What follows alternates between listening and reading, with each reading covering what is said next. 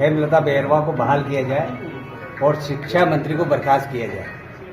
अगर यदि यही शिक्षा मंत्री रहे तो राजस्थान की पूरी शिक्षा व्यवस्था चरमरा जाएगी, खत्म हो जाएगी और बेबुनियाद हो जाएगी।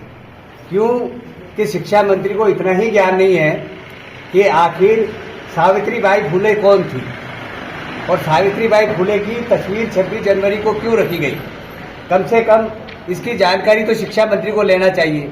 अगर शिक्षा मंत्री को इतना ही ज्ञान नहीं है तो फिर उसका उस पद पे रहना बेकार है, कोई मतलब नहीं है। ये शिक्षा मंत्री मनुवादी व्यवस्था से चला रहे हैं और इस शिक्षा को बर्बाद करना चाह रहे हैं।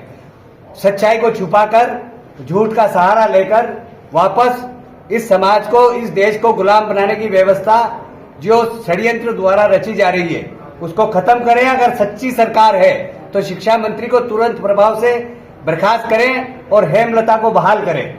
हेमलता ने कोई गलती नहीं की है, वाजिब बात को कहा है। सावित्रीबाई फुले इस देश की एक अलग ज्योति है जिसने हर महिला के सम्मान के लिए सबसे पहली पढ़ी लिखी महिला अगर है इस देश के अंदर तो सावित्रीबाई फुले है और शेख फातिमा है।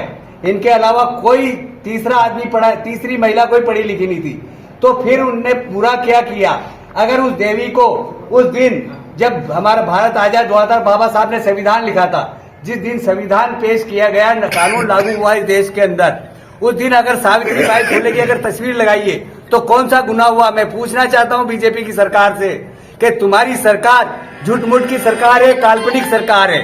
इस देश को काल्पनिक सरकार की व्यवस्था के तुरुने चलाकर एक अपनी मानसिकता बदलकर वास्तविक स्थिति से रूबरू कराकर सावित्रीबाई फुले को इस शिक्षा की देवी को मानना चाहिए और मान रहे हैं।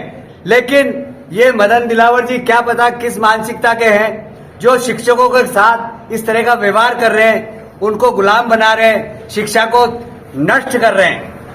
हमारी यही मांग है, शिक्षा मंत्री को तुरंत प्रकार से बर्खास्त किया जाए और हेमलता को वापस उसी जगह मान सम्मान के साथ वापस ज्वाइन कराया जाए।